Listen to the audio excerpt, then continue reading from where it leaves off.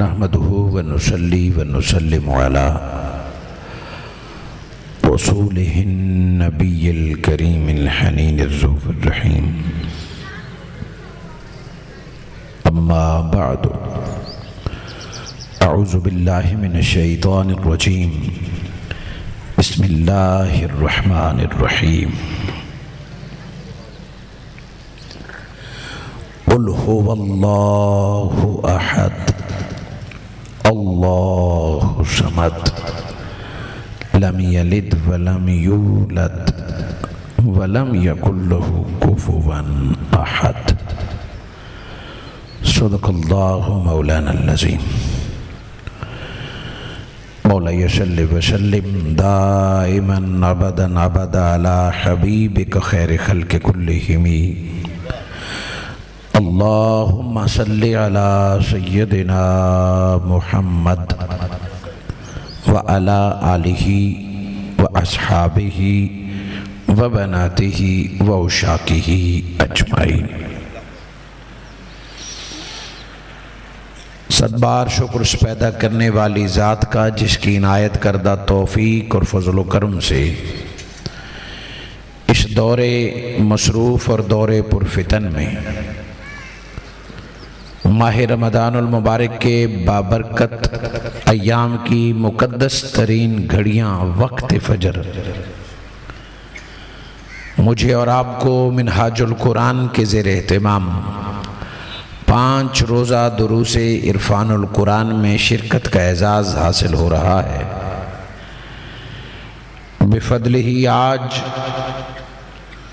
منہاج القرآن کے زیر اہتمام 5 روزہ دروس عرفان القرآن کی آخری نشست، 5ویں اور آخری نشست، جس میں آپ کو اور مجھے شرکت کا اعزاز نصیب ہو رہا ہے۔ میں اس قدر محبت، خلوص اور خوبصورت انتظامات کرنے پر جملہ اہلیان خانوال بالخصوص منہاج القرآن خانوال کے جملہ عہدیداران، اراکین، رفقا، یوتھ لیگ، MSM، علماء کونسل اور منہاج القرآن ویمن لیگ، جن کی دعوت، محبت اور محنت کے طفیل آج آپ اور میں اس 5ویں سالانہ نشست میں شرکت کا اعزاز حاصل کر رہے ہیں۔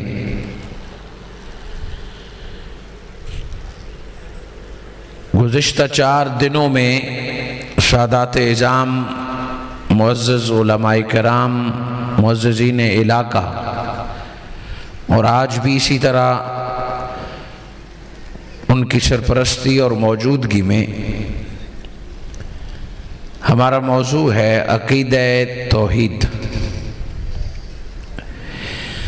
یقیناً آج جیسے دور مصروف اور دور پرفتن میں وقت نکالا اور رمضان المبارک کے ان بابرکت لمحات میں فقط قرآن اور صاحب قرآن کی محبت میں دور و نزدیک سے جمع ہونا، پھر اس قدر خوبصورت انتظام کرنا خاص اللہ کا کرم اور فضل ہے۔ اس کرم اور فضل کی لذت کو آپ نے یقیناً 4 دن ریگولر محسوس کیا ہوگا۔ آج ہمارا موضوع سخن ہے عقیدہ توحید۔ خواتین و حضرات، معزز سامعین، دین اسلام کو اللہ رب العزت نے بے شمار امتیازات سے نوازا ہے۔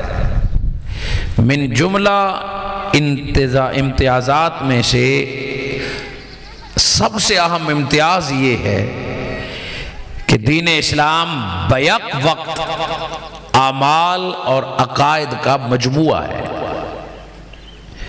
یعنی دین اسلام میں اعمال اور عقائد یکجا ہے، مجموعہ ہے۔ عقائد یعنی عقیدہ اصول دین ہے، اسی کو ایمانیات کہتے ہیں اور یہی علم الکلام کے نام سے موسوم کیا جاتا ہے۔ جب عقیدہ عقائد اصول دین ہو گئے، اصل دین ہو گئے، اور اسی سے ایمان نصیب ہوتا ہے۔ تو یقینی بات ہے کہ اس کی اہمیت اعمال سے زیادہ ہے۔ اعمال کو ارکان اسلام کہتے ہیں۔ اعمال اور عقائد میں بہر صورت عقیدہ عقائد کو اولیت اور اہمیت حاصل ہے، اسی لیے کہ عقائد بنیاد اور جڑ کی حیثیت رکھتے ہیں، اور اسلام کی ساری عمارت کی اساس عقائد ہے، اور عقائد میں پہلا اور بنیادی عقیدہ، یوں عقیدہ رسالت بھی، عقیدہ آخرت بھی، ساری کتابوں پر ایمان، عقائد کی لسٹ میں عقیدہ توحید پہلا اور بنیادی عقیدہ ہے۔ اگر میں یوں کہوں کہ باقی سارے عقائد بھی عقیدہ توحید کے لیے ہیں، اور اگر آپ یوں مان لیں میرے ساتھ کہ جتنے اعمال ہیں، چاہے فرائض ہیں، واجبات ہیں، مستحبات ہیں، یہ سنن ہے، جتنے اعمال ہیں وہ بھی عقیدہ توحید اور ایک رب کو راضی کرنے کے لیے ہے۔ اور ان عقائد میں جب عقیدہ توحید کا پہلا نمبر آتا ہے تو ضروری بات ہے کہ تمام عقائد سے پہلے اور بڑھ کر عقیدہ توحید کو سمجھا جانا اور مانا جائے۔ حاضرین کرام، توحید محض الفاظ کا گورکھ دندہ نہیں، یہ فقط قیل و قال اور مناظروں کی بات نہیں ہے، یہ فقط ایک عبارت کا نام نہیں جو پڑھ کے سنا دی جائے، جو رٹ کے سکھا دی جائے، یہ فقط قیل و قال یا مناظرہ نہیں کہ کہیں جیت اور ہار کے آیا جائے۔ عقیدہ توحید عقیدے کے ساتھ ساتھ بذات خود ایک لذت آشنائی ہے، ایک کیفیت اور حال ہے۔ عقیدے کے ساتھ ساتھ توحید ایک کیفیت اور حال کا نام ہے، اور کیفیت ہمیشہ انسان کے اندر سے پیدا ہوتی ہے، کیفیت کا نور ہمیشہ اندر سے پھوٹتا ہے۔ وہ کیفیت حال جب نور کی شکل اختیار کر جاتا ہے، یعنی توحید کا نور جب انسان کے اندر رچ بس جاتا ہے، تب وہ انسان دو عالم سے بے نیاز ہو جاتا ہے، دو عالم سے بے خوف ہو جاتا ہے۔ اور عقیدہ توحید جب دل میں رچ بس جائے، جب وہ نور میں متشکل ہو جائے، اور جب وہ کیفیت اور حال کی صورتحال اختیار کر لے، تو پھر عقیدہ توحید خود بندے کو اطوار بندگی سکھاتی ہے، خود عبادت سے لذت آشنا کراتی ہے۔ اور جب عقیدہ توحید کا جام نصیب ہو جائے، پھر وہ ہستی چلتا پھرتا بندہ رب کی صفات کا مظہر بن جاتا ہے۔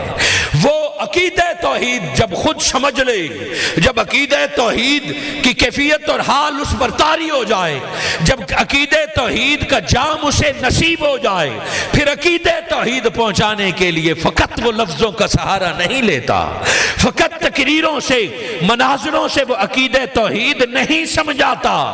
جس کو عقیدہ توحید کی لذت مل جائے وہ رب العلا کی تصویر بن جاتا ہے، لوگ دیکھتے بندے کو ہیں اسے خدا یاد آ جاتا ہے، اور جو بھی اس کے گفتار اور کردار شناسا ہوتا ہے، اس کا کردار خود عقیدہ توحید کی دعوت بن جاتا ہے۔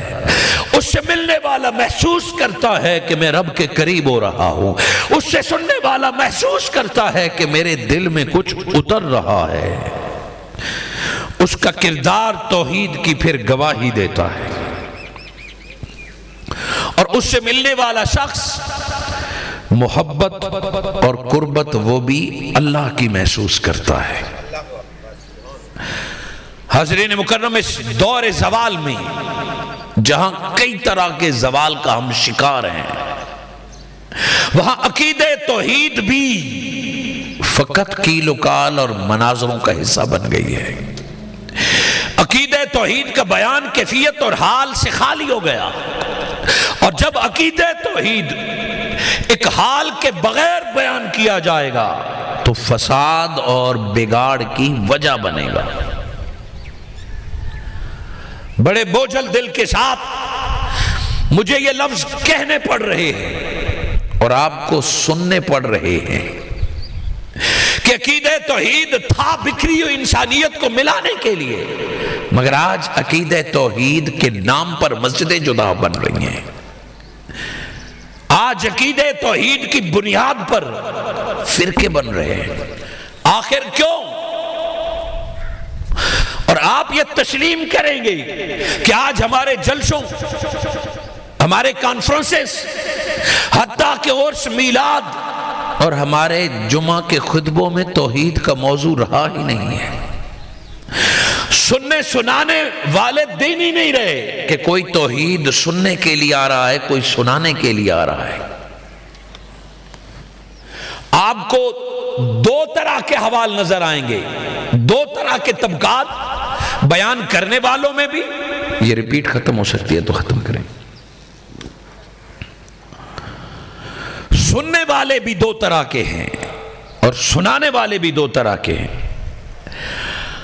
ہم میں سے کچھ سننے والے ایسے ہیں کہ اگر ممبر و محراب، جلسوں جلوس اور کانفرنس میں کہیں بولنے والا توحید پہ بولے تو سننے والے کے ذہن میں فوراً یہ خیال دوڑتا ہے کہ یہ تو توحید والے ہیں، یہ تو ادھر کے ہیں، ان کا تو عقیدہ بدل رہا ہے۔ گویا توحید کا بیان سن کے سننے والے کے مسلک پر، مشرب پر شک کیا جاتا ہے کہ یہ تو توحید والا، یہ تو ادھر والا ہے۔ گویا سننے والا توحید سن کر مشکوک ہو جاتا ہے، بجائے اس کے کہ اس کا ایمان قوی ہو اور وہ خوش ہو کہ میرے اللہ کی بات ہو رہی ہے، بلکہ اس کا دل تنگ ہوتا ہے کہ آج ہمارے ممبر سے توحید کی بات کیوں ہو رہی ہے۔ بالکل اسی طرح سنانے والوں نے توحید سنانا چھوڑ دیا، چونکہ وہ جانتے ہیں کہ سننے والے چند کرامات اور کہانیاں سننا چاہتے ہیں، حکایات سننا چاہتے ہیں، وہ معجزات سننا چاہتے ہیں، وہ فقط بخشش، جنت اور حور و غلمان کی باتیں سننا چاہتے ہیں۔ توحید کو مشہور کر دیا گیا کہ یہ خشک مضمون ہے، شاید یہ جلسے جلوسوں، تعلیم اور محبتوں کا مضمون نہیں رہا۔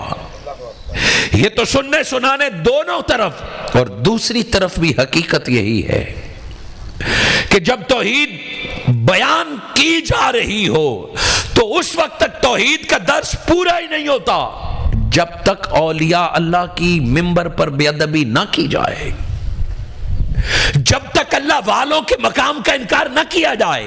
معاذ اللہ سمجھا یہ جاتا ہے کہ توحید کے نام پہ مخلوق کو مخلوق سے بیگانہ کر دیا جائے، ولایت اور ولی کے در سے ان کا تعلق توڑے گو تب شرک سے بچے گا، نبی کے ذات سے ان کو دور لے جاؤ تب ان کی توحید مضبوط ہوگی۔ معاذ اللہ ایک مائنڈ بن گیا ہے کہ جب تک ولایت اور رسالت سے مغایرت نہ کی جائے، وہ بیان ایسا کیا جاتا ہے کہ یہ بندہ بندوں کو نبی اور ولی کے در سے چھڑا کے رب سے ملانے آیا ہے، یوں توحید بیان کی جاتی ہے۔ گویا مقصد توحید کی آڑ میں تنقیص اولیاء اور بے ادبی رسالت کے جملے سننے کو ملتے ہیں۔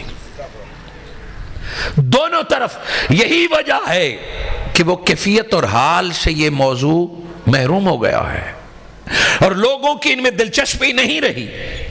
سو منہاج القرآن کے دروس میں اور آخری اہم دن اس عقیدہ توحید کا بیان اسی لیے رکھا گیا تاکہ پتہ ہو کہ تمام موضوعات سے پہلا موضوع یہی ہے، تمام عقائد سے بڑھ کر پہلا عقیدہ یہی ہے، اور اسلام میں جتنی لذت اور محبت ہے واللہ پورے اسلام کی چاشنی ہے تو عقیدہ توحید کی وجہ سے ہے۔ جو عقیدہ توحید کا جام پی لے وہ تن من دھن رب پہ قربان کرنے کے لیے تیار ہوتا ہے۔ یہ ویسا نہیں ہے کہ اپنا سارا مال اٹھا کے نبی کے قدموں میں رکھ دیا، اور یہ عقیدہ توحید ہی کا اثر ہے کہ حسین کربلا میں جا کے اپنے بھی گردن پیش کرتا ہے اور پورا گھرانہ بھی قربان کر دیتا ہے۔ عقیدہ توحید کا جام جس کو نصیب ہوتا جاتا ہے وہ رب کی ذات میں اپنی ذات کو فنا کرنا چاہتا ہے، وہ لٹا دینا چاہتا ہے سب کو، اور جب تک فقط لفظوں میں ہو تو مناظرے ہوتے ہیں، لڑائی جھگڑے ہوتے ہیں۔ حاضرین مکرم، اس موضوع اور اس اہمیت کو سمجھنا بہت ضروری ہے۔ آج اگر آپ نے یہ موضوع محبت سے سنا تو میرا دعویٰ ہے کہ اٹھتے وقت آپ لذت عقیدہ توحید محسوس کر رہے ہوں گے۔ اپنی ساری تمہیدی گفتگو کے لیے، وضاحت کے لیے میں نے سورہ اخلاص تلاوت کرنے کا اعزاز حاصل کیا۔ یوں تو الحم سے لے کے ناس تک متعدد آیات بینات میں توحید کے دلائل اور براہین موجود ہیں۔ خالق کائنات نے اپنی توحید کو خود بیان فرمایا، مگر توحید کا جو جامع تصور سورہ اخلاص میں عطا فرمایا وہ پورے قرآن میں اور کہیں نہیں۔ سورہ اخلاص کو اسی لیے سورہ توحید بھی کہتے ہیں۔ اس سورہ مبارکہ میں توحید کے کامل ارکان بیان ہوئے ہیں۔ اس سورہ مبارکہ میں توحید کے 7 ارکان بیان ہوئے جسے ارکان 7 کہتے ہیں۔ اب جانتے ہیں کہ اگر نماز کے ایک رکن کو جان بوجھ کے چھوڑ دیا فرائض میں سے، پوری نماز نہ ہوئی۔ یہاں سے حج پہ گئے اور ارکان حج میں سے ایک کو جان بوجھ کے چھوڑ دیا کہ میں نے نہیں کرنا، حج نہیں ہو سکتا، بے شک کعبہ سے لپٹ کے رہیں۔ اسی طرح ارکان 7 میں سے کسی ایک کو اگنور کرنے سے عقیدہ توحید کامل نہیں رہتا۔ ارکان 7 6 میں سے 7 میں سے 6 مان لیے، ایک کو چھوڑ دیا اور اس ایک کا انکار کیا، 6 رکن ماننے کے باوجود بھی بندہ مشرک رہتا ہے۔ مجبوری یہ ہے کہ وقت کی قلت ہے اور ورکنگ آورز ہیں، ورکنگ ڈے ہے، آپ نے کہیں اسکول، کہیں کالج، کہیں آفس جانا ہوگا، اسی لیے کوشش ہوگی کہ اسی 1 گھنٹے میں ہم اپنے موضوع اور سورہ اخلاص کا خلاصہ لے کر جائیں۔ ارکان 7 سماعت فرمائیں۔ پہلا رکن ہے عقیدہ توحید کا واسطہ رسالت، دوسرا ذات حق کا فوق الادراک ہونا، تیسرا ہے احدیت، چوتھا ہے لا والدیت، پانچواں ہے لا ولدیت، چھٹا ہے سمدیت اور 7واں ہے لا کفیت۔ یہ 7 ارکان ذہن میں رکھے، امید ہے اللہ فضل فرمائے گا ہم اسی 1 گھنٹے میں 7 ارکان کو ازبر کر کے جائیں گے۔ سورہ اخلاص کو جب اللہ رب العزت نے عطا فرمایا تو یہ سورہ توحید ہے، اور توحید عقیدہ توحید کہ اللہ ایک ہے، بولے اللہ، سبق یہی بتانا تھا کہ اللہ ایک ہے، مگر اللہ رب العزت نے اپنی سورہ مبارکہ کا آغاز اپنے اسم سے نہیں فرمایا، بسم اللہ الرحمن الرحیم۔ یہاں بھی ہو سکتا تھا اللہ احد، معنی اس کا یہی ہے کہ اللہ ایک ہو سکتا تھا، مگر اللہ رب العزت نے سورہ اخلاص، سورہ قل هو اللہ احد، اور میں اس کانفیڈنس سے بات کر رہا ہوں کہ آپ کو سورہ اخلاص یاد ہے۔ اس سورہ مبارکہ کا اپنا کمال ہے کہ بچے سے بھی پوچھیں اسے یاد ہوگا، کیا خواتین، کیا مرد، کیا بوڑھا، کیا ان پڑھ، کیا سادہ، سورہ اخلاص ہر کسی کو یاد ہوتا ہے۔ پتہ ہے کیوں؟ باقی قرآن ہم زمین پہ سنتے اور پڑھتے اور یاد کرتے ہیں، سورہ اخلاص قرآن کا وہ سبق ہے کہ زمین پہ بھیجنے سے پہلے عالم ارواح میں سبق توحید رب نے خود پڑھایا ہوا ہے۔ الست بربکم کا سبق رب نے ہر روح کو خود پڑھایا ہے، بس زمین پر سورہ اخلاص سننے کی دیر ہوتی ہے کہ خود بخود زبان قل هو اللہ احد پڑھنا شروع کر دیتی ہے۔ مجھے یقین ہے کہ آپ تمام کو یاد ہے اس سورہ مبارکہ کا آغاز اس میں اللہ سے نہیں ہو رہا، اللہ احد، بلکہ مالک نے اس سورہ مبارکہ کے آغاز کے لیے لفظ کا انتخاب فرمایا قل، اور قل کا معنی آپ فرما دیں، آپ کہہ دیں، اللہ حکم دے رہا ہے آپ فرما دیجئے۔ کیا فرما دیجئے؟ هو اللہ احد، اللہ ایک ہے، اور یہ قل مجھے اور آپ کو خطاب نہیں ہے، یہ ایک ہستی ہے جو محبوب خدا ہے۔ اے میرے مصطفیٰ آپ فرمائیے کہ وہ اللہ ایک ہے۔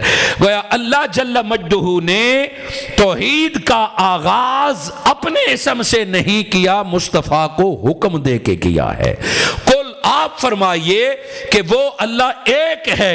یہ مختصر مضمون جو اللہ کی وحدانیت یعنی اس کے ایک ہونے کو بیان کر رہا ہے، یہ بیان اتنا تھا کہ اللہ کافی ہے، مگر رب نے چاہا میرے مصطفیٰ توحید میری ہو، زبان تیری ہوگی۔ رب چاہتا یہ ہے کہ دنیا جب بھی رب کو ایک جانے وہ میرے محبوب کی زبان سے رب کو جانے ہے۔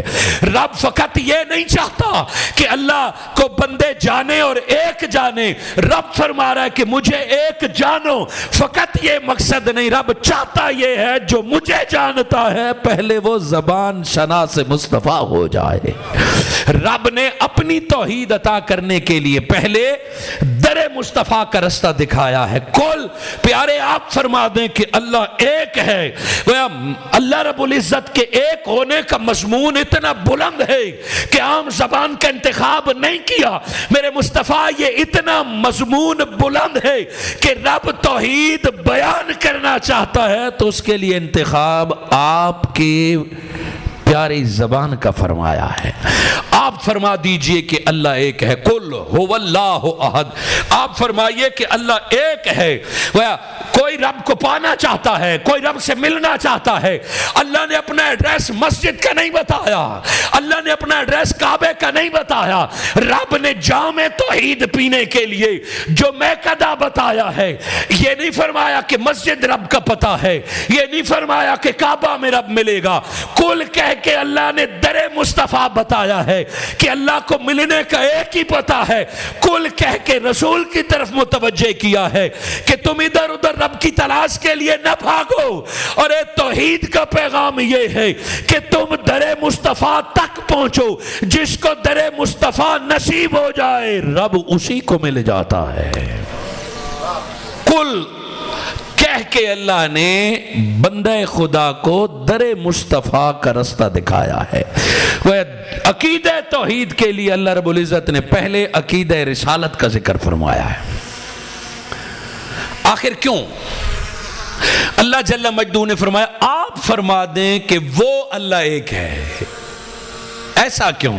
حضور صلی اللہ علیہ وآلہ وسلم کی ذات کو انوالو کیا گیا، آقا کی ذات سے توحید بیان کی گئی۔ آپ سوچیں گے کیوں؟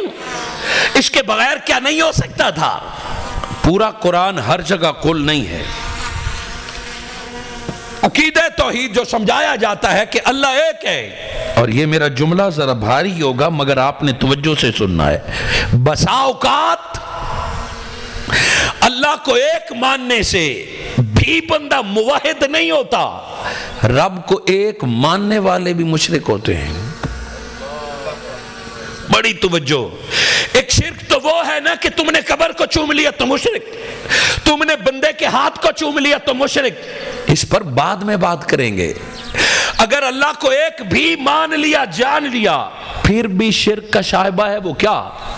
وہ لفظ احد پہ غور کریں۔ فرمایا قل هو اللہ احد، آپ فرمائیے وہ اللہ ایک ہے۔ اللہ ایک، یہ ایک کیا ہے؟ اگر کوئی پوچھے کہ ایک کیا ہوتا ہے، what is one، یہ ایک کیا ہے؟ ہر چیز کی تعریف ہوتی ہے نہیں، ایک کیا ہے؟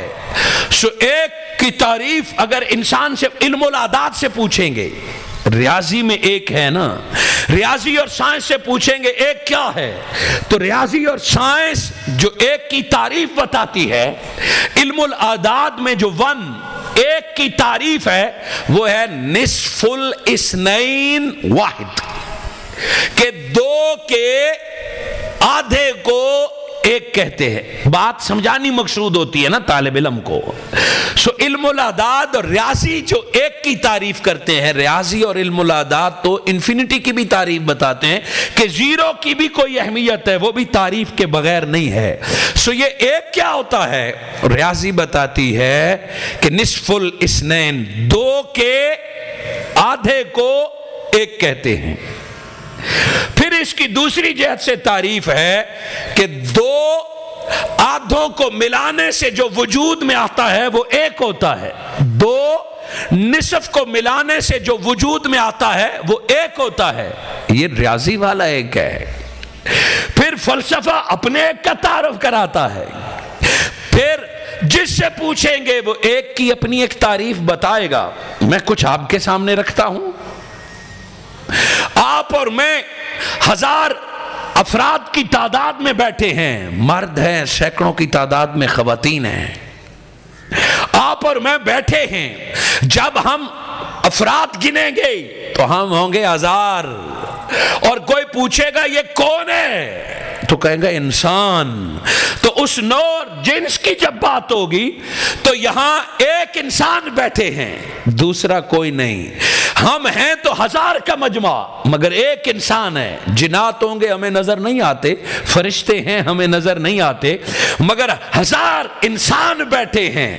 سو یہ بھی انسان ایک مخلوق ہے، یہ بھی ایک ہے. اور آسان کر دیتا ہوں مثال کہ یہ کیا ہے، یہ کیا ہے بولیں، اور کتنی ہے، کتنی گھڑیاں ہیں؟ یہ گھڑی ایک ہے مگر اس میں 3 سوئیاں ہیں، اس میں 12 ڈیجٹ ہیں، پتہ نہیں اس میں سینکڑوں پرزے ہیں، اور کئی کڑیاں مل کے چین بن رہی ہے.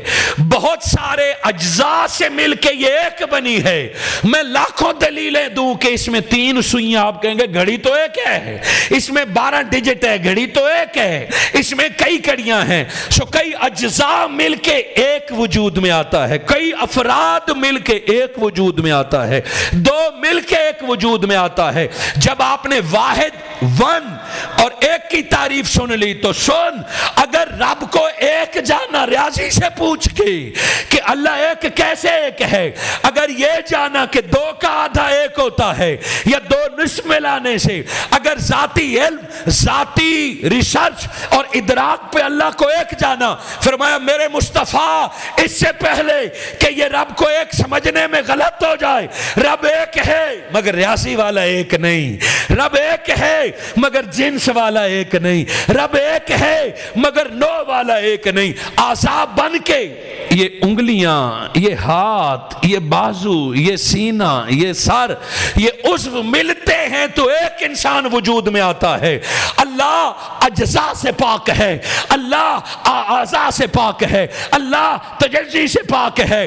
کہ اے لوگو فقط اتنا سبق کافی نہیں ہے کہ اللہ ایک ہے، ایک کو سمجھنا ضروری ہے. کل میرے مصطفیٰ اس سے پہلے کہ انسان اپنی عقل سے مجھے ایک سمجھنے کی کوشش کرے، کبھی ریاضی کے دروازے پہ جائے، کبھی سائنس کے سامنے گھٹنے ٹیک دے، کبھی فلسفے سے پوچھے، نہ اگر رب کو ایک ماننا ہے سارے ایک کو چھوڑ کے قل هو اللہ احد. میرے مصطفیٰ آپ بتائیں کہ رب ایک نہ عددی ہے، نہ جنسی ہے، نہ نوعی ہے، رب ایک ہے مگر وہ واحد حقیقی ہے، اور اس کی حقیقت کو سوائے مصطفیٰ کے اور کوئی نہیں جانتا.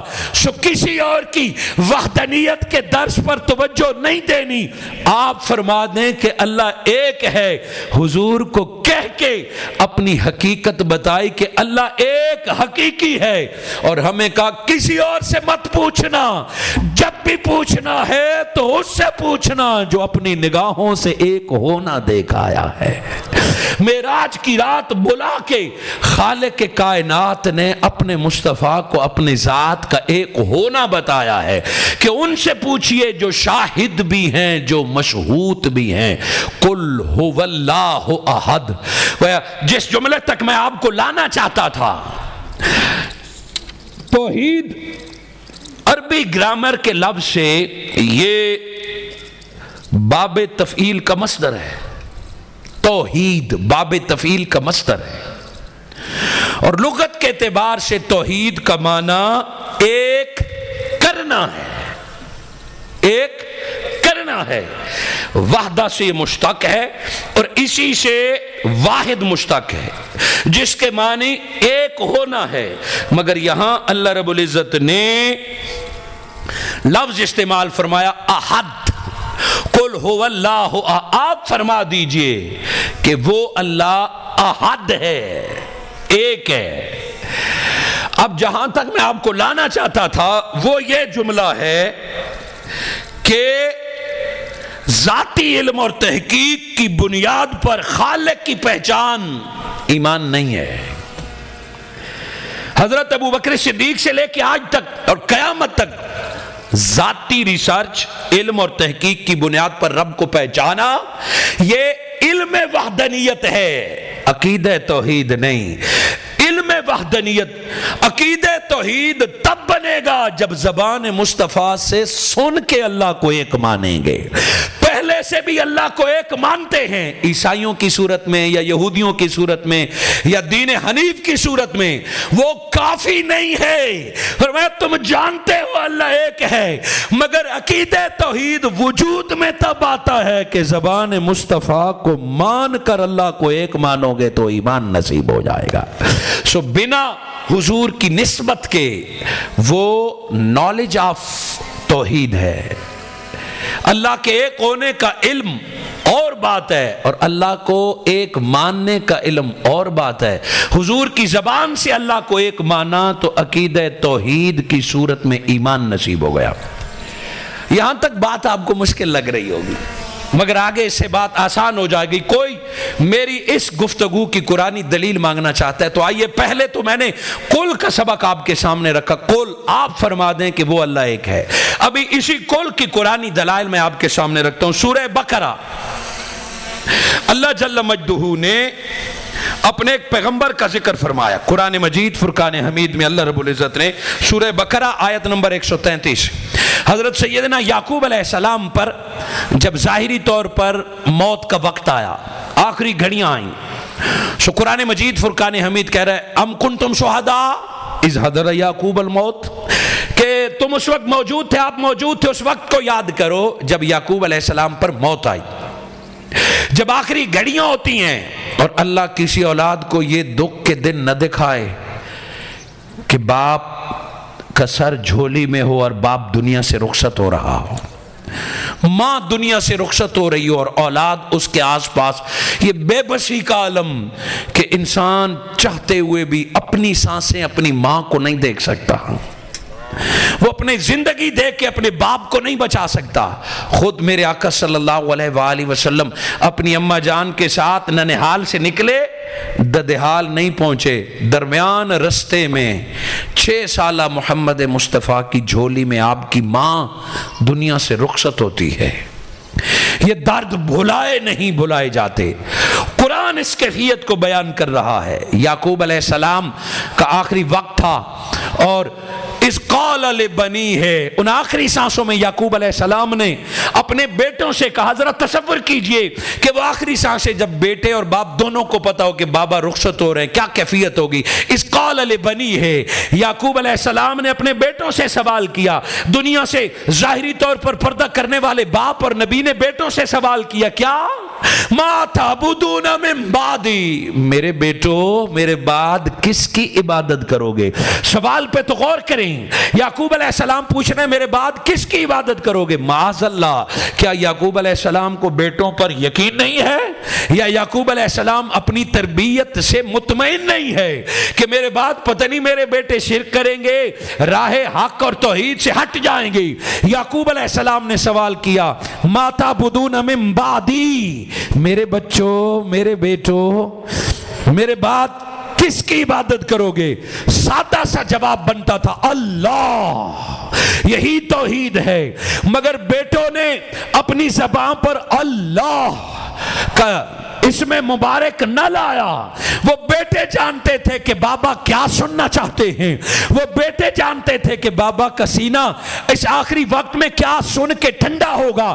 باپ نے فرمایا میرے بعد کس کی عبادت کرو گے۔ بیٹوں کا جواب سنیے، کہ نعبدو الہ کا، یہ نہیں فرمایا بابا ہم اللہ کی عبادت کریں گے، یہ بھی نہیں فرمایا بابا ہم اپنے رب کی عبادت کریں گے۔ وہ جانتے تھے کہ بابا کیا سننا چاہتے ہیں، کس توحید کا امتحان لے رہے ہیں، آخری سانس میں بابا ہمارا کس بات کا امتحان لے رہا ہے۔ فرمایا نعبدو الہ کا، بابا تو سنیے، آپ کے بیٹے جب بھی عبادت کریں گے تو آپ کے خدا کی عبادت کریں گے، آپ کے الہ کی عبادت کریں گے۔ اور بات کو یہاں پہ نہیں روکا، نعبدو الہ کا و الہ آبائے کا، بابا آپ کے الہ کی عبادت کریں گے، دادا جان کے بابا الہ کی عبادت کریں گے، اور پھر نام لیے کہ ہم ابراہیم علیہ السلام کے رب کی عبادت کریں گے، اسماعیل علیہ السلام کے رب کی عبادت کریں گے، اسحاق علیہ السلام کی رب کی عبادت کریں گے۔ الہ واحد، گو کے ساروں کا ایک ہی الہ ہے۔ گویا بچوں نے وہ توحید سنا دی جو بابا نے سکھائی تھی۔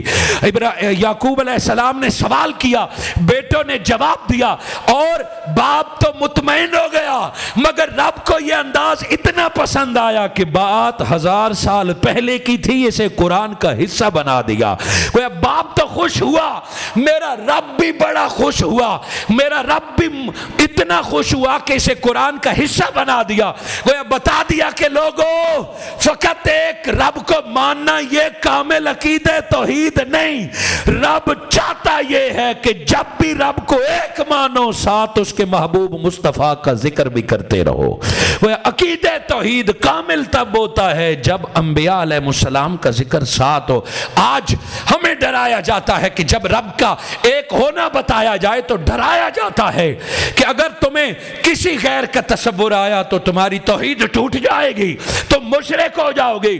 توحید یہ ہے کہ ایک اللہ کے سوا تمہیں کوئی یاد نہیں ہونا چاہیے، تمہیں کوئی تصور نہیں ہونا چاہیے۔ مگر یعقوب علیہ السلام کی اولاد نے کہا جامع توحید اسی کو نصیب ہوتا ہے۔ یہ بے وفائی ہے کہ بندہ ملانے والے کو بھول جائے، فقط رب کا ہو جائے۔ نعبدو الہ کا وفا یہ ہے کہ عبادت رب کی کرو، جب جب سجدہ رب کا کرو تو ملانے والے نبی کا بھی تصور ذہن میں ہو کہ یہ وہ محمد مصطفیٰ ہیں جنہوں نے مختلف رستوں سے اٹھا کے ہمیں رب سے ملا دیا ہے۔ یہ قرآن کی دلیل تھی۔ ایک تھا اللہ کا حکم پہلے، قل هو اللہ احد، آپ فرمائیے کہ اللہ ایک ہے۔ یہ تھا انبیاء علیہ السلام کا عمل۔ اب صحابہ کرام کا عمل آپ کے سامنے رکھتا ہوں۔ جب بھی کوئی بات کی جاتی ہے تو الزام یہ لگایا جاتا ہے یہ جی اپنی تشریح تھی، یہ جی اپنا ترجمہ تھا۔ کوئی صحابہ کا عمل ہو تو بات سمجھ میں آ جائے، اور وہ بھی پھر بخاری شریف سے ہو تو سنیے، بخاری الصحیح کتاب الحج باب خطبہ ایام منی، اور راوی پیکر صدق و عشق وفا سیدنا حضرت ابو بکر صدیق رضی اللہ تعالیٰ عنہ۔ حضرت ابو بکر صدیق راوی آپ فرماتے ہیں خطب نبی صلی اللہ علیہ وسلم یوم النحر، کہ عید والے دن، جسے ہم عید کہتے ہیں قربانی والے دن، آقا ہم سے مخاطب ہوئے۔ سو اہم موقعوں کے خطبے یاد رہتے ہیں۔ فرمایا یوم النحر، قربانی والے دن، عید والے دن آقا ہم سے مخاطب ہوئے۔ دن بڑا کنفرم ہے، عید والا دن مسلم تو مسلم، غیر مسلم بھی جانتے ہیں، بچوں کو بھی پتا ہے۔ جب بکرے ذبح پڑے ہوں، جب اونٹ ذبح ہوں، گھر میں گوشت ہو، تو بہت چھوٹا بچہ بھی کہتا ہے آج عید ہے، یعنی یہ دن چھپا ہوا نہیں ہے۔ حضرت ابو بکر صدیق فرماتے ہیں اس قربانی والے دن آقا نے سوال کیا، اور کوئی 200-400 سے نہیں، لاکھ صحابہ کرام سے سوال ہے۔ فرمایا اتدرون ایو یوم ھذا، کیا تم جانتے ہو آج دن کون سا ہے؟ اب میری طرف توجہ کیجئے، جتنی باتیں آپ نے سنی ہیں وہ دل میں اترنے والی ہیں۔ اب میں آپ سے پوچھوں کہ آج دن کون سا ہے؟ جس کو پتہ ہے وہ بآواز بلند بولے، آج دن کون سا ہے؟ بولے نا، مجھے ابھی نہیں سنائی دیا، دونوں طرف بتائیں آج دن کون سا ہے؟ بدھ۔ اچھا یہ شہر کون سا ہے؟ جی چونکہ گراؤنڈ بڑا ہے، آپ دور تک بیٹھے ہیں نا، تو آپ کا روزہ ہوگا، اسی لیے آواز نہیں نکل رہی ہوگی، اور میں جو بول رہا ہوں تو شاید بولیے یہ شہر کون سا ہے؟ آپ کہیں گے ہم پیدا ادھر ہوئے ہیں، ہم پلے پڑے ہیں، ہمیں پتہ ہے یہ کھانے والا ہے، اور مجھ پہ شک کریں گے مسافر ہے، لاہور سے آیا ہے، اس کو نہیں پتا اسی لیے پوچھ رہا ہے۔ اگر میں باہر کا آیا ہوں تو تب بھی پوچھ رہا ہوں، مگر میں سوال کروں یہ دن کون سا ہے، آپ فوراً بولیں گے بدھ، ساتھ والے سے نہیں پوچھیں گے بھائی کون سا دن ہے، علامہ صاحب پوچھ رہے ہیں یہ شہر کون سا ہے، آپ فوراً بتائیں گے کہ خانے بال، اور میں نے اگر پوچھ لیا روزے کی حالت میں یہ مہینہ کون سا ہے، آپ کیا جواب دیں گے؟ رمضان۔ اب سنیے، معاذ اللہ کیا صحابہ ہم سے کم علم رکھتے تھے یا ہم سے کم عقل رکھتے تھے؟ سیدنا ابو بکر صدیق فرماتے آقا نے پوچھا میرے صحابہ یہ دن کون سا ہے، لاکھ صحابہ میں کہیں جواب نہیں آیا، آقا بدھ ہے، کہیں بھی جواب نہیں آیا۔ میرے آقا خود مکہ میں پیدا ہوئے اور حضور نے مکہ والوں سے پوچھا یہ شہر کون سا ہے، ایک جواب بھی نہیں آیا کہ مکہ ہے، 1.25 لاکھ میں سے ایک جواب بھی نہیں آیا کہ مکہ ہے۔ پھر میرے آقا نے پوچھا مہینہ کون سا ہے، حج ہو رہا ہے، قربانیاں ہو رہی ہیں، احرام باندھے گئے ہوں گے تو حج کا مہینہ ہے، نہ آواز آئی کہ رمضان ہے، نہ آواز آئی کہ کھانے وال ہے، نہ آواز آئی کہ بدھ ہے۔ میں سوال کروں اور مجمع میں سے بدھ کی آواز ہی نہ آئے، دنیا کیا سمجھے گی؟ کسی کو نہیں پتا تھا کہ بدھ ہے۔ خانے وال میں بیٹھ کے میں سوال کروں کہ یہ کون سا شہر ہے، کہیں سے بھی جواب نہ آئے کہ خانے وال ہے، سننے والا کیا کہے گا کہ پورے گراؤنڈ میں کسی کو پتا نہیں تھا۔ یہ ہے عقل کی باتیں، یہ ہے اپنی آکڑ کہ میں جانتا ہوں۔ میرے آقا نے فرمایا جانتے ہو یہ دن کون سا ہے؟ عقل بولی ہاں ہاں حج کا دن ہے، قربانی کا دن ہے۔ علم بولا ہاں ہاں، مگر عشق نے صحابہ کو کہا خبردار زبان جو تو بولی، عقل خبردار بولنا نہیں ہے۔ آقا نے سوال کیا یہ دن کون سا ہے، بدھ کی آواز نہ آئی، وجہ عشق نے کہا بدھ ہے، مگر زبان چپ رہے۔ محبوب نے اگر اس کو جمعہ کہہ دیا آج کے بعد ہم بھی بدھ کو جمعہ کہنا شروع کر دیں گے۔ ہو سکتا ہے من سے یار دل بدلنے کا کہہ رہا ہو، یہ خانے وال ہے، مگر چپ کر۔ اگر محبوب نے پوچھ لیا ہے نا کہ یہ شہر کون سا ہے، وہ بھی تو جانتا ہے، چپ کر۔ ہو سکتا ہے کہ وہ شہر کا نام بدل رہے ہیں، یہ خانے وال ہے، لیکن محبوب نے اس کو کراچی کہہ دیا تو آج کے بعد ہم بھی کراچی کہنا شروع کر دیں گے۔ بلا تمثیل آقا نے فرمایا یہ دن کون سا ہے، جواب نہیں دیا، جو جواب دیا وہ یہ تھا اللہ و رسولہ عالم، آقا ہم تو کچھ جانتے ہی نہیں ہے، اللہ اور اس کا رسول جانتا ہے۔ یہ مہینہ کون سا ہے، فرمایا اللہ اور اس کا رسول جانتا ہے۔ بابا یہ شہر کون سا ہے، اللہ اور اس کے رسول جانتے ہیں۔ تو امام بخاری کے حدیث لانے کا مقصد یہ تھا کہ صحابہ سب کو جانتے تھے، مگر اپنی عقل اور زبان کو خاموش رکھا کہ ہم کچھ نہیں جانتے، جو جانتے ہیں مصطفیٰ جانتے ہیں۔ وہ بتا دیا ایمان ذاتی ادراک کا نام نہیں ہے، ایمان پرسنل ریسرچ کا نام نہیں ہے، ایمان جب بھی ملے گا تو زبان مصطفیٰ سے ملے گا۔ رب کا جب ہم جانتے ہوئے شہر کا نام نہیں لیں گے تو لوگوں تم یہ کیسے سوچ سکتے ہو کہ جو شہر کا نام بنا مصطفیٰ کے نہیں لیتے وہ خدا کا نام بنا مصطفیٰ کے کیسے لے لیں گے؟ میں بہت مجبور ہوں گھڑی کی سوئیوں کی وجہ سے۔ پہلے میں نے آپ کو حکم خدا سنایا کل، پھر میں نے آپ کو سنت انبیاء سمجھایا کہ وہ بھی توحید کے ساتھ رسالت کا ذکر کرتے ہیں۔ اب میں نے صحابہ کا عمل بتایا، اب 2 جملوں میں آقا کا عمل سنیے، حضور کا ڈائریکٹ اپنا عمل، یہ تو صحابہ کا عمل ہو گیا۔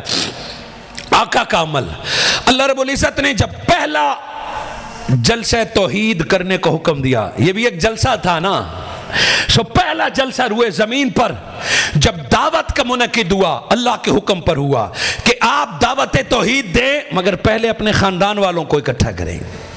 اللہ نے پابند کیا کہ اپنی فیملی کو اکٹھا کیجئے۔ پہلا دعوت توحید کا جلسہ تھا، پہلا اکٹھا توحید کا۔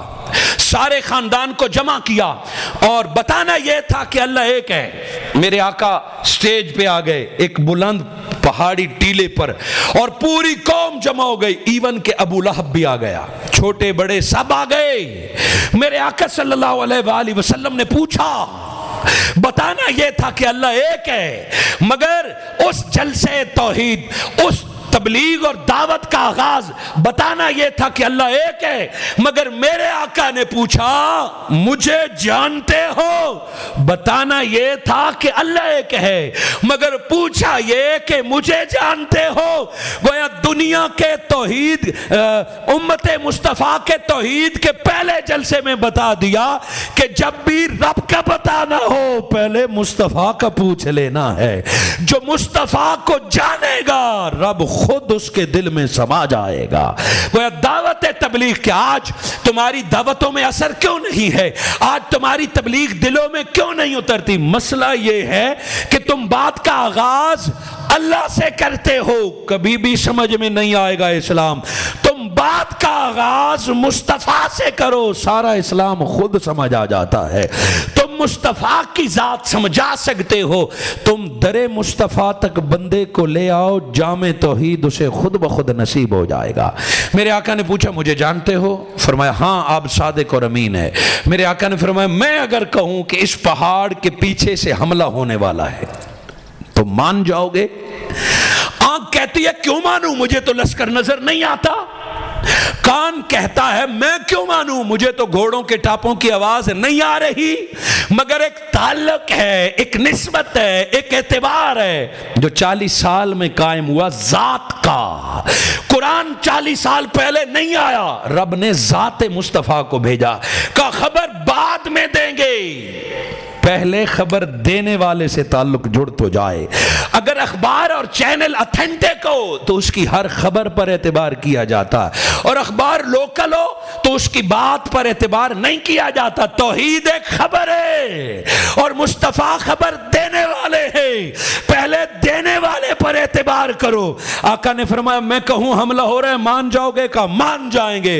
اتنا کہا تو حضور نے فرمایا پھر اب سنو کہ بنا دیکھے اس اللہ کو مان لو جو مصطفیٰ کا رب ہے، جس کے سوا کوئی معبود نہیں۔ حاضرین مکرم، خواتین و حضرات، میں نے تو کہا تھا پوری سورہ اخلاص دیکھیں گے، مگر ابھی ہم لفظ کل پہ ہیں۔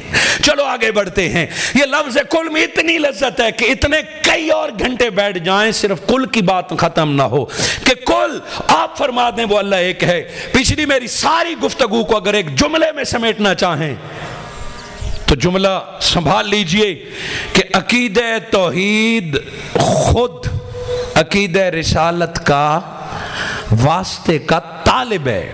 عقیدہ توحید خود واسطے عقیدہ رسالت کا طالب ہے۔ ہمیں تو ڈرایا جاتا ہے کہ واسطہ وسیلہ اگر توحید کے باب میں لاؤ گے تو مشرک ہو جاؤ گے، مگر اتنا بڑا جملہ اس طالب علم کا نہیں، ڈاکٹر محمد طاہر القادری کا ہے کہ عقیدہ توحید رب کی ذات کی بات نہیں کر رہے، وہ بے نیاز ہے۔ عقیدہ توحید خود ہونے میں عقیدہ رسالت کا طالب ہے۔ جب تک عقیدہ رسالت نہ ہو عقیدہ توحید کبھی کامل ہو نہیں سکتا۔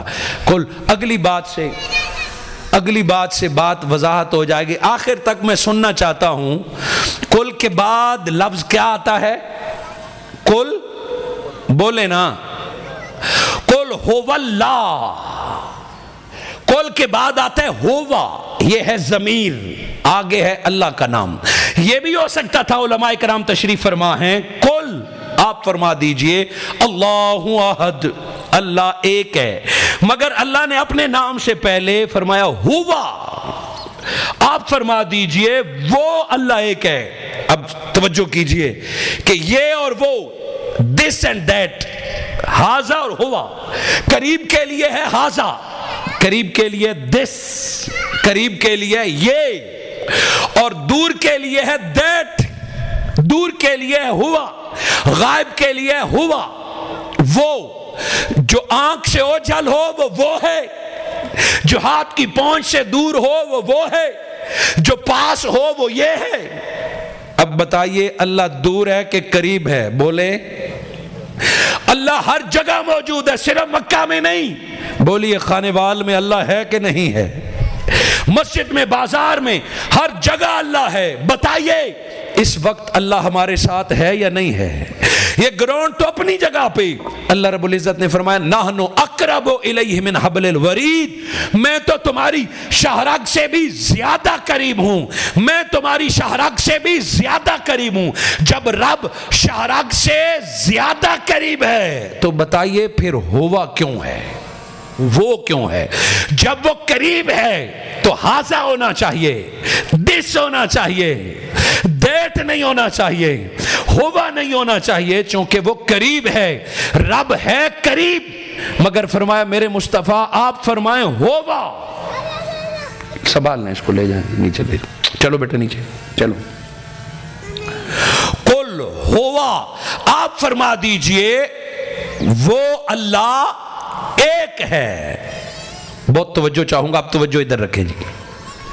آپ فرما دیجئے وہ ایک ہے۔ جب اللہ ہے قریب، جب اللہ ہے پاس، تو پھر وہ کا مطلب کیوں؟ اب مالک ہے، فرمایا ہاذا نہیں کہنا، کہنا ہے ہوا۔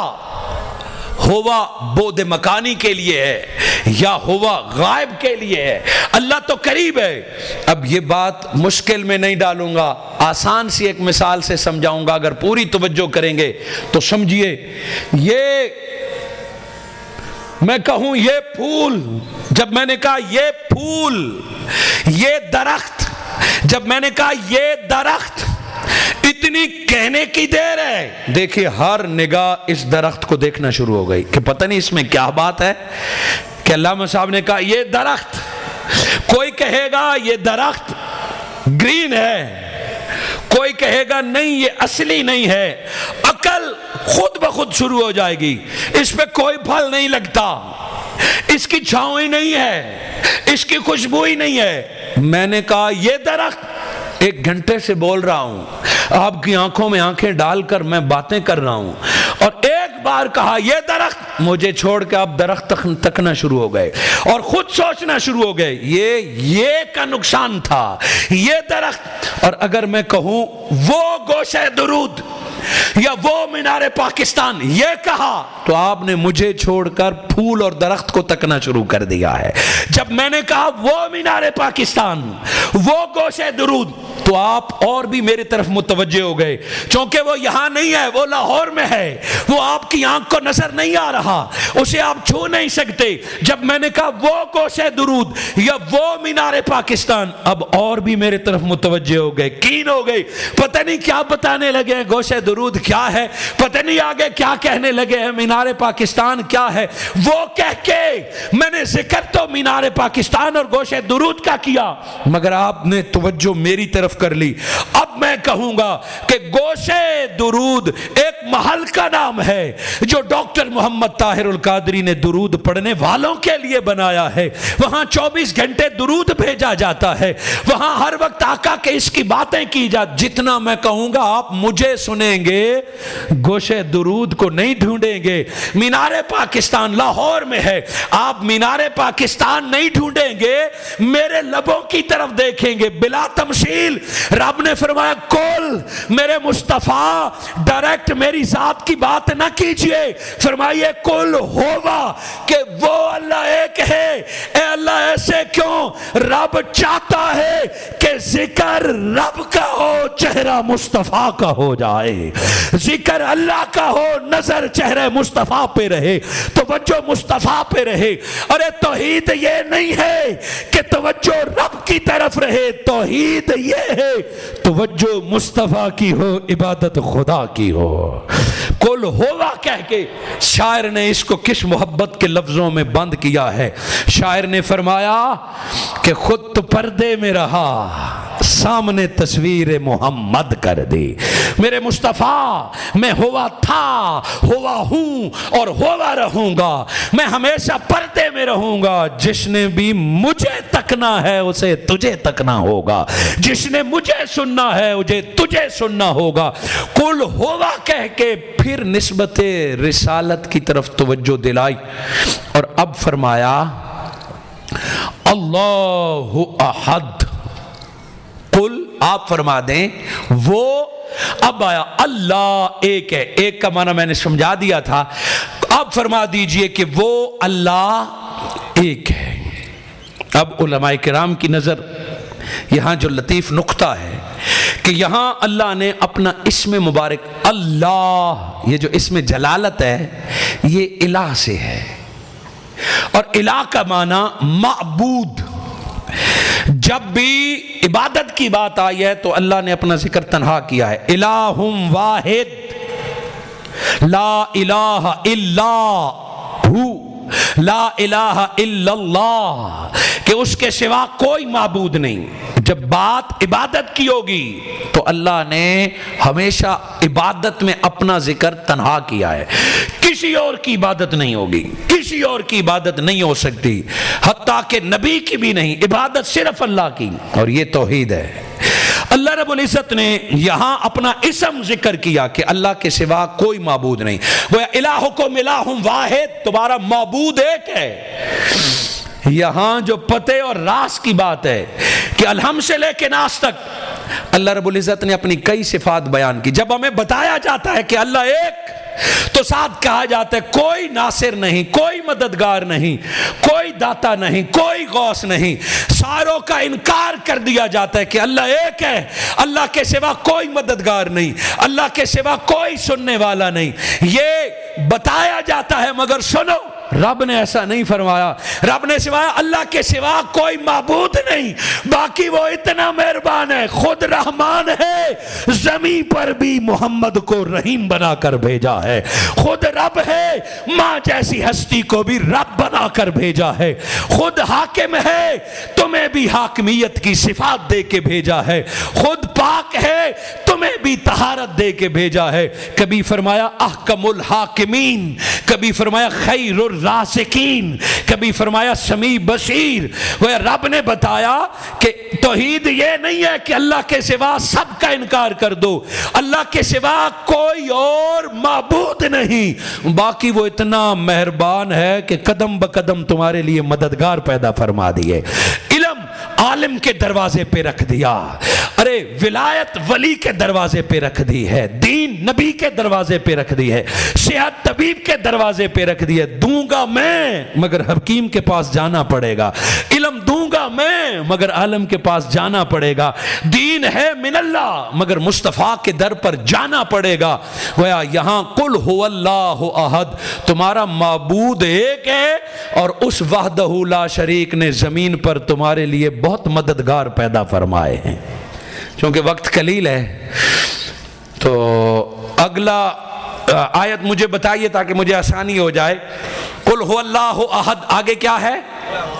اللہ صمد. صمد کا معنی بے نیاز، کہ وہ بے نیاز ہے، وہ بے پرواہ ہے. پورا خانے وال اٹھ کے درس قرآن میں آ جائے تو اس کی خدائی میں کوئی اضافہ نہیں ہوتا، اس کی طاقت میں کوئی اضافہ نہیں ہوتا، اور کوئی ایک بندہ بھی نہ آئے، وہ بے پرواہ ہے، اس کی طاقت میں کوئی کمی نہیں ہوتی.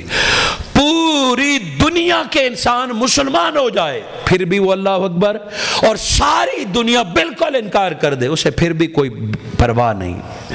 زندگی موت جنت دوزخ ہر شے میں وہ بے پرواہ اور بے نیاز ہے. آپ اور میں تو کس کھیت کی مولی، اللہ نبی کی ذات کا بھی محتاج نہیں ہے، وہ اپنی ذات میں بالکل بے نیاز اور کسی کا محتاج نہیں ہے. اللہ صمد. اگلی آیت تلاوت کیجئے اللہ صمد کے بعد، بولیں لم یلد ولم یولد. یہ سادہ ترجمہ یہ ہے کہ نہ اللہ کا کوئی باپ ہے نہ اللہ کا کوئی بیٹا ہے. اے میرے مصطفیٰ جب عقیدہ توحید سمجھائیے تو یہ ضرور بتائیے کہ اللہ کا کوئی باپ نہیں اور اللہ کی کوئی اولاد نہیں. وکالت الیہود، یہودی کہتے تھے عزیر علیہ السلام اللہ کے بیٹے ہیں، اور عیسائی یہ کہتے تھے عیسیٰ علیہ السلام اللہ کے بیٹے ہیں. یہودی اور عیسائی اللہ کے بیٹے ہونے کے قائل تھے، اس لیے مشرک ہو گئے. اور ایک قوم کہتی تھی فرشتے اللہ کی بیٹیاں ہیں. اللہ رب العزت نے فرمایا میرے مصطفیٰ جب آپ اپنی امت کو توحید کا سبق پڑھائیں تو یہ بات کلیئر کرنی ہے کہ اللہ کا باپ بھی نہیں اور اللہ کا بیٹا بھی نہیں، وہ وحدہ لا شریک ہے. بات یہ سمجھانی تھی. سو عربی میں باپ کے لیے لفظ استعمال ہوتا ہے ابن، باپ، اور بیٹے کے لیے لفظ استعمال ہوتا ہے ابن. قرآن میں استعمال بھی ہوا ہے، یا ابت افعل یا بنی لا تقصص. باپ بیٹے کا لفظ استعمال ہوا ہے، مگر سورہ اخلاص میں اللہ نے باپ بیٹے کا لفظ ڈائریکٹ نہیں استعمال کیا، بلکہ فرمایا لم یلد. یہاں وہ لفظ استعمال کیا جس میں ولادت کا تصور پایا جاتا ہے، کہ نہ اللہ پیدا ہوا ہے اور نہ اللہ سے کوئی پیدا ہوا ہے. باپ بیٹے کا ترجمہ ہم کرتے ہیں، اصل ترجمہ یہ ہے کہ اللہ خود پیدا نہیں ہوا، وہ تھا ہے رہے گا، اور اللہ سے کوئی پیدا بھی نہیں ہوا. تو اگر آپ نے پوری توجہ سے میرے جملے سنے تو فقط یہ بتانا مقصود نہ تھا کہ اللہ کے بیٹے نہیں ہے، بلکہ تصور میلاد کلیئر کرنا تھا. میرے مصطفیٰ ولد یولدو کا لفظ استعمال کرنا کہ جس سے میلاد وجود میں آتا ہے. اس وقت تک توحید پکی نہیں ہوتی جب تک کنسپٹ آف برتھ کلیئر نہ ہو، جب تک تصور میلاد کلیئر نہ ہو. مسلمان کبھی عقیدہ توحید کامل سمجھ نہیں سکتا. ان کے میلاد کا سبق پکانا ہے. مولا وہ کیا ہے کہ جس کا میلاد نہیں، یعنی جو پیدا نہیں، جس کا میلاد نہیں وہ خدا ہے، اور جس کا ڈنکے کے چوٹ پر میلاد منایا جاتا ہے وہ مصطفیٰ ہے. لم یلد ولم یولد. وہ عقیدہ توحید میں میلاد کا ذکر ضروری ہے. آج ربیع الاول میں جب جھنڈیاں لگتی ہیں، چراغاں ہوتے ہیں، جلوس نکلتے ہیں، تو میلاد کی بنیاد پر شرک کے فتوے لگتے ہیں، بدعت کے فتوے لگتے ہیں. دوستو، میلاد منانے سے شرک نہیں بلکہ توحید کا عقیدہ پختہ ہوتا ہے. استاذ المکرم حضور شیخ الاسلام ڈاکٹر محمد طاہر القادری مدظ اللہ العالی فرماتے ہیں کہ میلاد مصطفیٰ منانا یہ رسالت کا حصہ نہیں ہے. میلاد مصطفیٰ منانا در حقیقت عقیدہ توحید کا حصہ ہے. چونکہ سال بھر ہم آقا صلی اللہ علیہ وآلہ وسلم کی شان بیان کرتے ہیں، مقام بیان کرتے ہیں، حضور کا قاسم ہونا بیان کرتے ہیں، میرے آقا کا شفیع ہونا بیان کرتے ہیں، میرے آقا صلی اللہ علیہ وآلہ وسلم کی ساری صفات بیان کرتے ہیں. دنیا ڈرتی ہے کہ مصطفیٰ کو اتنا بڑھا دیا کہیں خدا نہ مان لیں.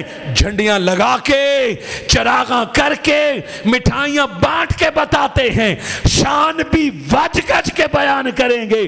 میلاد اس لیے منا رہے ہیں کہ تم جان لو مصطفیٰ کو خدا نہیں خدا کا بندہ مانتے ہیں. جو پیدا ہوا وہ بندہ ہے، لم یلد ولم یولد. اللہ کا میلاد نہیں ہے، اور جو محمد مصطفیٰ ہے ان کا میلاد. کوئی عقیدہ توحید سے میلاد مصطفیٰ جتنا خوبصورت طریقے سے مناؤ گے اتنا عقیدہ توحید پختہ ہو جائے گا.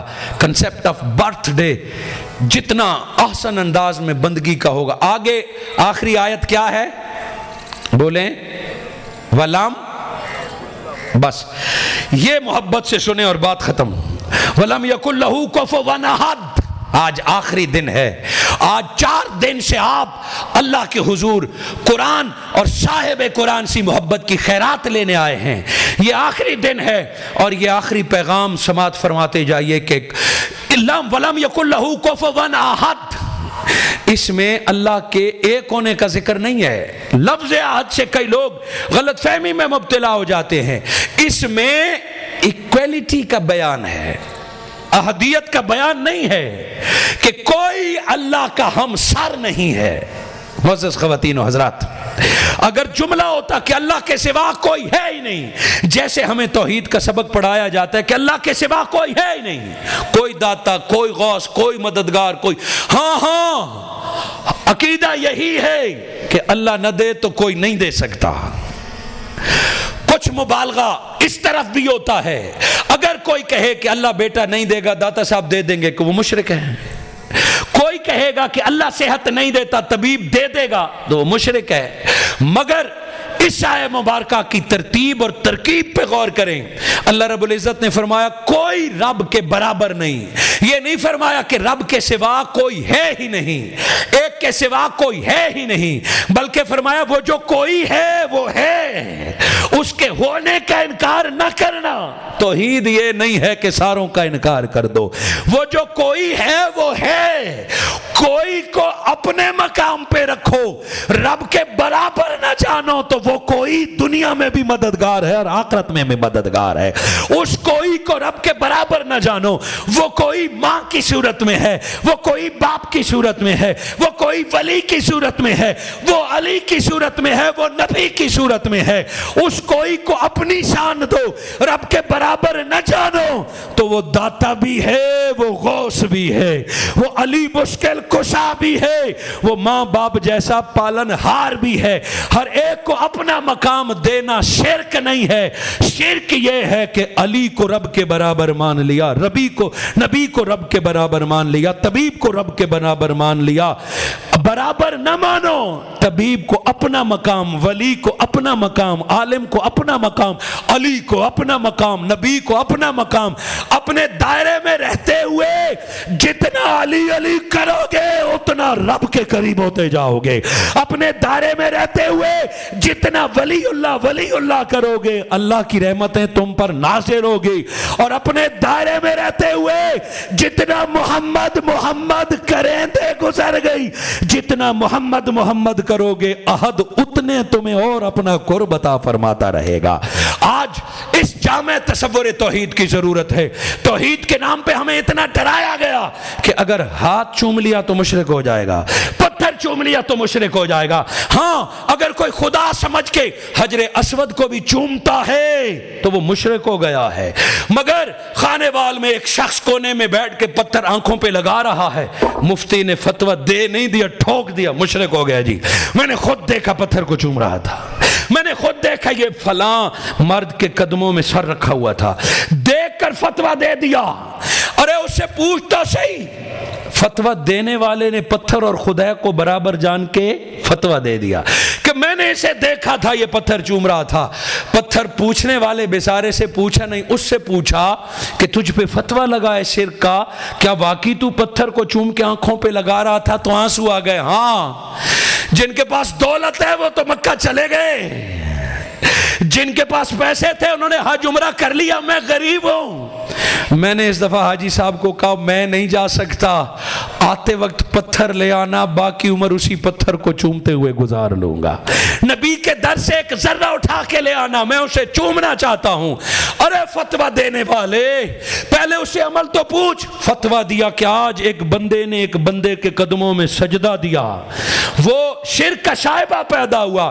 جب پتہ چلا کہ تو فلاں کے قدموں میں کیوں جھکا ہوا تھا، وہ بتائے گا 4 سال ملک سے باہر گزارے تھے، جو ہی اماں جان کو ایئرپورٹ میں دیکھا تو قدم چومنے کا دل کرنے لگا، جو ہی باپ کو دیکھا تو قدموں سے لپٹنے کو جی چاہا۔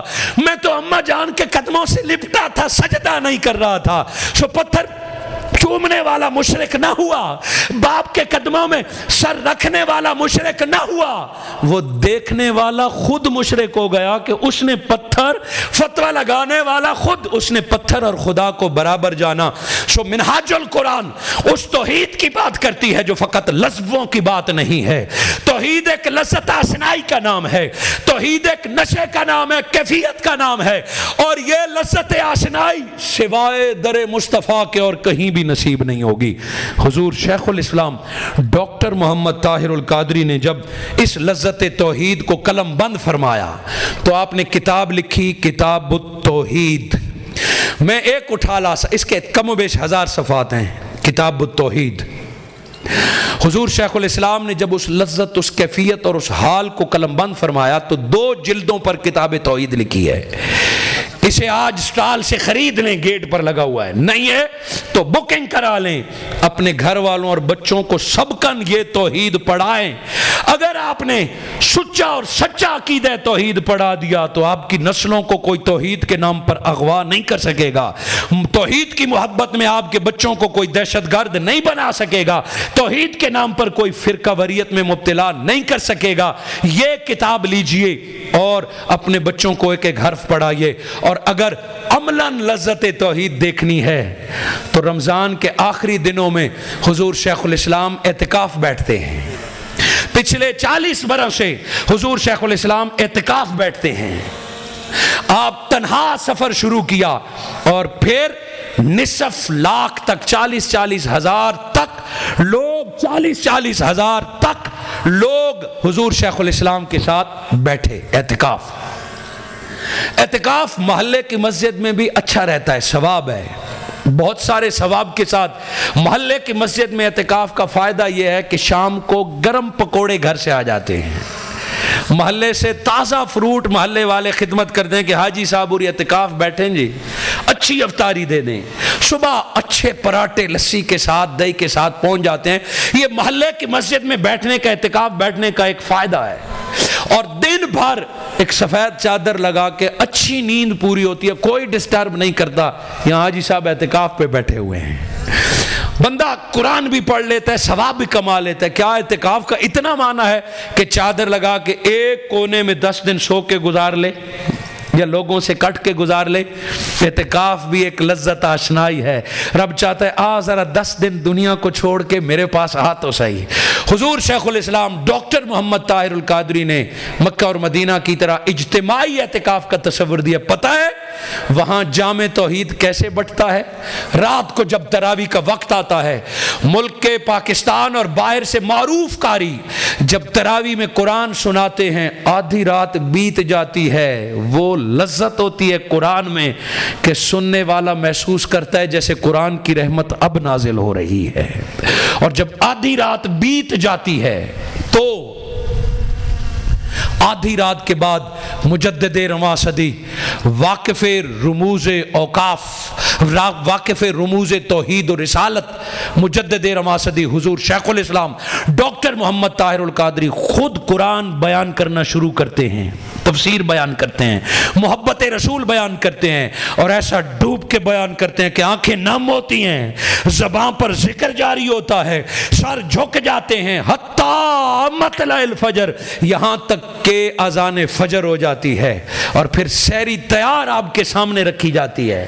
اور اس کے بعد با جماعت نماز، انفرادی ذکر، چاشت، اور اشراق کے بعد دوپہر کو جب آنکھ کھلتی ہے، دوپہر کو جب آنکھ کھلے تو پھر اعتکاف گاہ میں جہاں خواتین کے لیے علیحدہ حلقہ ہے، مردوں کے لیے علیحدہ مسجد ہے، کسی کونے سے اللہ کی ذکر کی آواز اللہ اللہ، کسی کونے سے درود کی آواز، کسی کونے سے نعت کی آواز آ رہی ہوگی. کہیں پہ فقہ کا درس ہے، کہیں پہ درس حدیث ہو رہا ہے، کہیں پہ درس قرآن ہو رہا ہے، کہیں پہ اعمال کی اصلاح ہو رہی ہے، نماز سکھائی جا رہی ہے. ہر جگہ سے خوشبو آ رہی ہوتی ہے، اللہ رسول کی محبت کی آوازیں آ رہی ہوتی ہیں.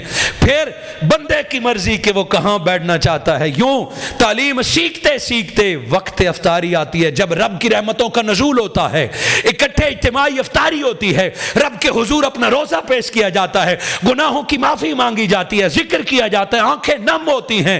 این اسی افطار کے وقت توبہ کر کے افطاری کرتے ہیں. یوں پورا دن ایسے گزرتا ہے جیسے لمحوں میں گزر گیا. میں آپ کو دعوت دیتا ہوں کہ اس دور پرفتن میں اگر لذت توحید سے آشنا ہونا ہے تو وقت نکالیے اور منہاج القرآن کے اجتماعی اعتکاف میں 10 دن گزاریے. 10 دن نہ صحیح، مسنون اعتکاف بیٹھ جائیے، 7 دن کا، 5 دن کا، 3 دن کا. اگر اللہ نے موقع دیا وہاں نہیں جا سکتے تو گوشہ تنہائی میں اپنی مسجد میں بیٹھ کے. حاضرین کرام 5 دن آپ کے سامنے تھے. سو یہ منہاج القرآن کے ایک علمی اور محبت بری کاوش. اور قربان جائیں ان ساتھیوں کے کہ آپ اور میں تیار کرسیوں پر یہاں بیٹھے رہیں. کچھ ایسے ہاتھ ہیں جو رات کو یہاں جھاڑو دیتے رہے ہیں، کچھ ایسے لوگ ہیں جو راتوں کو جاگ کر تیرے اور میرے لیے کرسیاں بناتے رہے ہیں. حاضرین مکرم، ایسے عظیم لوگوں کا انتخاب خالق کائنات نے کیا ہے. میں آپ کو دعوت دیتا ہوں کہ اگلے سال اس فریضے کے انجام دینے کے لیے اٹھیے اور منہاج القرآن کا ساتھ دیجئے. قرآن پہنچانے کے لیے عقائد سے دنیا کی گرد ہٹا کے خالص سچا سجا امت تک پہنچانے کے لیے ہمارا ساتھ دیجئے. قرآن کا پیغام پہنچانے کے لیے ملک عزیز افراتفری کا شکار ہے، کہیں حکومتیں گرانے کے چکر ہیں، کہیں حکومتیں بچانے کے چکر ہیں، نہ دین کی فکر ہے، نہ ملک کی فکر ہے، نہ عوام کی فکر ہے۔ منہاج القرآن کو بندے کی دنیا کی بھی فکر ہے، قبر کی بھی فکر ہے، حشر کی بھی فکر ہے۔ ہماری جنگ باطل کے خلاف ہے، ہماری جنگ ظالم کے خلاف ہے، قاتل کے خلاف ہے، ناانصافی کے خلاف ہے۔ ارے دشمن چہرے بدل بدل کے عوام کو لوٹنے آ رہا ہے، قرآن سے بیگانہ کرنے کی کوشش کی جا رہی ہے، نبی کی ذات سے دور لے جانے کی کوشش کی جا رہی ہے، اسلام کا نام لے لے کے دھوکہ دیے جانے کی کوشش کی جا رہی ہے۔ خود کو سنوارتے ہیں، قرآن اور نبی سے جڑتے ہیں تو دنیا کی کوئی طاقت نہ پاکستان کو مٹا سکتی ہے، نہ پاکستان کی عوام کو مٹا سکتی ہے۔ اللہ ان 5 روزوں کو قبولیت عطا فرمائے اور آپ کو اور مجھے دنیا میں، قبر میں اور حشر میں اکٹھی حضور کی قدموں میں جگہ عطا فرمائے۔ جزاک